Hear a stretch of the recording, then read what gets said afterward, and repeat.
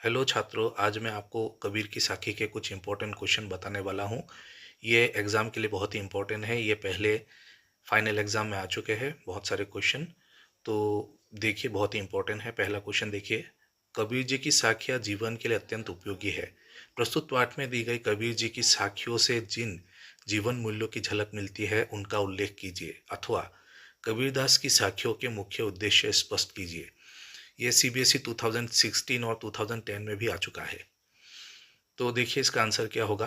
कबीर जी की साखियाँ कबीर जी के अनुभवों और गहनता से खोजे गए सत्य पर आधारित है। उनकी हर साखी मनुष्य को कोई ना कोई सीख देती हुई प्रतीत होती है।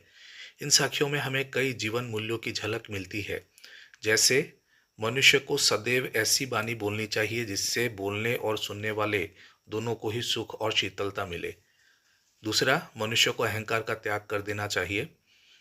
तीसरा है, अपने आलोचकों को अपने आसपास ही जगह देनी चाहिए ताकि व्यक्ति का स्वभाव परिष्कृत हो सके।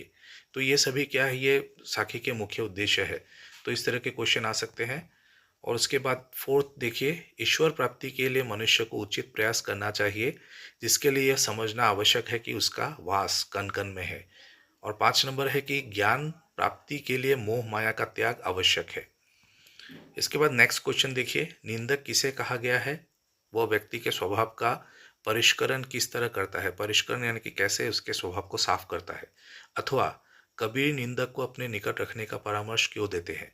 ये सीबीएसई 2019 में आ चुका है। इसका आंसर होगा, कबीर जी के अनुसार निंदक वह व्यक्ति है जो अपने आसपास रहने वालों की स्वाभाविक कमियों को अनदेखा नहीं करता है। वह उन कमियों की ओर व्यक्ति का ध्यान बार बार आकर्षित करता कराता है। उसकी इस आलोचना से व्यक्ति गलतियों और अपनी कमियों के प्रति सजग हो जाता है। यानी कि अगर कोई निंदक आपकी बुराई कर रहा है, तो उससे आपको पता चलता है कि आप में क्या कमियां हैं और आप उसे दूर कर सकते हैं। वह उन्हें दूर करने या भगाने का प्रयास करता है और सुधार के लिए उन्मुख हो जाता है। उन्मुख यानी कि तैयार हो जाता है। आत्म सुधार की भावना पनपते ही व्यक्ति धीरे धीरे अपने दुर्गुणों और कमियों से मुक्ति पा जाता है। आत्म सुधार यानी कि जब अपने आप को सुधार करने की कोशिश शुरू हो जाती है, तो जितनी भी कमियां हैं वो खत्म हो जाती है। ऐसा करने में व्यक्ति को कुछ खर्च भी नहीं करना पड़ता और उसका स्वभाव भी निर्मल हो जाता है। इस तरह निंदक अपने आसपास रहने वालों के स्वभाव का परिष्करण करता है। परिष्करण यानी कि साफ। थर्ड क्वेश्चन देखिए, मन का आपा खोई से कबीर जी का क्या कहना चाहते हैं। इससे क्या लाभ है। अथवा मन का आपा खोने का आशय बताइए। ये 2015 में आ चुका है। मन का आपा, आपा यानी कि देख लीजिए आंसर क्या है। प्रत्येक व्यक्ति की इच्छा होती है कि वह सांसारिक सुखों का अधिक से अधिक उपयोग करे। इन सुखों की प्राप्ति के लिए वह धन और बल का स्वामी भी बनना चाहता है। यानी कि संसार में सभी सुख प्राप्त करने के लिए धन भी चाहिए और बल भी चाहिए, और वो उन्हें प्राप्त करना चाहता है। इसी कारण मनुष्य के मन में आपा अर्थात अहंकार उत्पन्न हो जाता है। तो इसका मतलब है कि मन का आपा यानी कि मन का अहंकार। मन का आपा खोई में कबीर जी इसी अहंकार का त्याग कर ऐसी भाषा का प्रयोग करने को कह रहे हैं जिससे हमारा अपना तन भी स्वस्थ रहे और दूसरों को भी कोई कष्ट ना हो, अर्थात दूसरों को भी सुख प्राप्त हो। यानी कि जब हम अपना अहंकार समाप्त कर देंगे, तभी हमारे मुंह से अच्छी वाणी निकलेगी, जिससे दूसरों को भी अच्छा लगेगा और खुद को भी अच्छा लगेगा। क्योंकि जब हम मीठी वाणी का प्रयोग करते हैं तब मन का अहंकार समाप्त हो जाता है। इससे हमारे तन को भी शीतलता प्रदान होती है तथा सुनने वालों को भी सुख की तथा प्रसन्नता की अनुभूति होती है। यानी कि मन का अहंकार त्याग करके जब मीठी वाणी बोलते हैं तो सभी को अच्छा लगता है। इसलिए सदा दूसरों को सुख पहुंचाने वाली व अपने को भी शीतलता प्रदान करने वाली मीठी वाणी बोलनी चाहिए और अहंकार का त्याग करना चाहिए। फोर्थ क्वेश्चन देखिए, ऐसी घटी घटी राम है के माध्यम से कबीर जी मनुष्य को संसार के किस सत्य से परिचित करना चाहते हैं। मतलब संसार में कौन सा वो सच है जो हमें जानना चाहिए और ईश्वर हर प्राणी में है, ये समझाने के लिए कबीर जी ने क्या उदाहरण प्रस्तुत किया है। आंसर होगा, ऐसे घटी घटी राम है के माध्यम से कबीर जी मनुष्य को संसार के उस सत्य से परिचित कराना चाहते हैं जिससे मनुष्य आजीवन अनजान रहता है। मनुष्य ईश्वर को पाने के लिए देवालय, तीर्थ स्थान, गुफा, कंदराओं जैसे दुर्गम स्थानों पर खोज करता रहता है, परंतु वह ईश्वर को कहीं ढूंढ नहीं पाता, क्योंकि वह ईश्वर को अपने मन में नहीं खोजता जहाँ ईश्वर का सच्चा वास है। तो ये क्या समझाना चाहते हैं कि जैसे इंसान जो है भगवान को पाने के लिए मंदिरों में जाता रहता है, लेकिन दरअसल भगवान जो है वो इंसान के अंदर ही बसा हुआ है।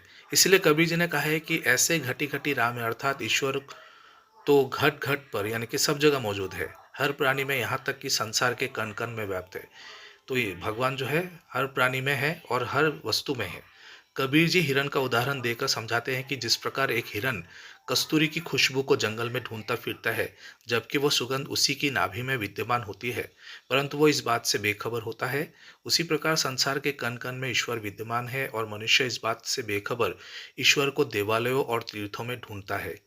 तो कबीर ने हिरन का उदाहरण दिया। हिरन के शरीर में भी एक खुशबू निकलती है, उसकी नाभि से खुशबू निकलती है जिसे कस्तूरी कहते हैं, लेकिन हिरन उस बात को समझ नहीं पाता और उस खुशबू की तलाश करता रहता है सब जगह।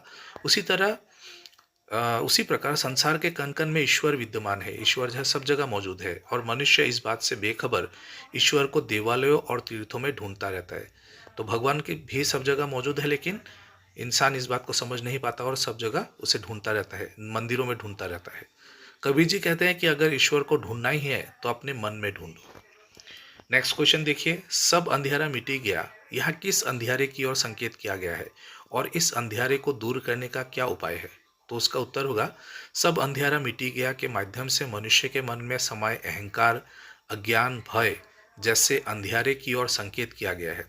तो अंधेरा मतलब अंधेरा, ये कौन सा अंधेरा है? जो मन में छुपा हुआ है, जैसे अहंकार, अज्ञान, इसी अंधेरे की बात कही गई है, जिसके कारण मनुष्य सांसारिक सुखों में डूबा जाता है और ईश्वर को नहीं पहचान पाता है। तो मनुष्य के मन में अहंकार होने के कारण, अज्ञानता के होने के कारण वो ईश्वर को नहीं पहचान पाता और सांसारिक सुख सुख सुविधाओं के पीछे पड़ा रहता है।